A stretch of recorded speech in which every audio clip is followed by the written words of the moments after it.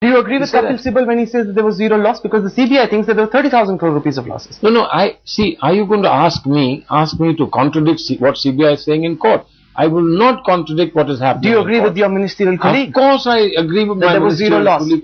What zero loss from what? Was anybody in any policy saying let's make money out of this?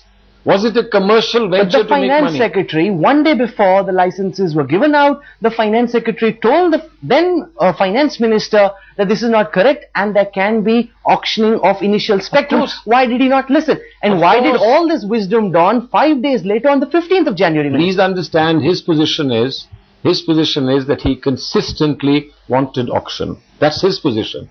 And then when he could not convince his colleagues to have auction, then he said, fine, if you don't want auction and you have given 4.4/6.2 along with the license, which is a license given to 122 people, now at least beyond 6.2, and for any other licenses, please go for auction. That's his position. Your government keeps referring to the cabinet decision of 2003. Why does your government, minister, need to refer to an NDA cabinet decision? Is it not the job of your government, if you think there is something wrong in a cabinet decision, to change it? Why were you bent on following a previous government's decision, sir? We're not saying it's wrong.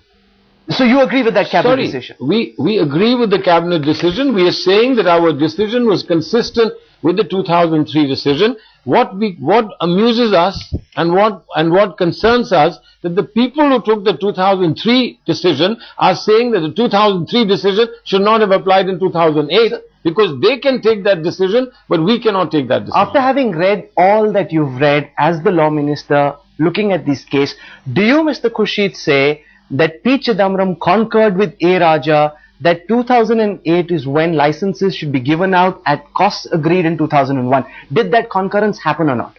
Well, I'm not privy to what happened between Mr. A. Raja and Mr. Chidambaram.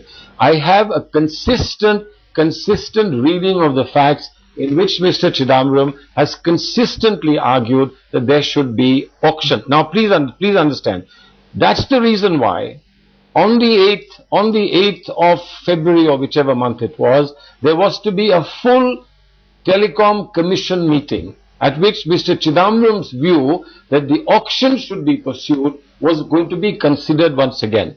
That meeting was postponed to the 15th. On the 10th, licenses were issued. So Mr. Chidambaram was actually not able to get the benefit of a full commission meeting, which would have said that Mr. Chidambaram is right to on record that there was no concurrence.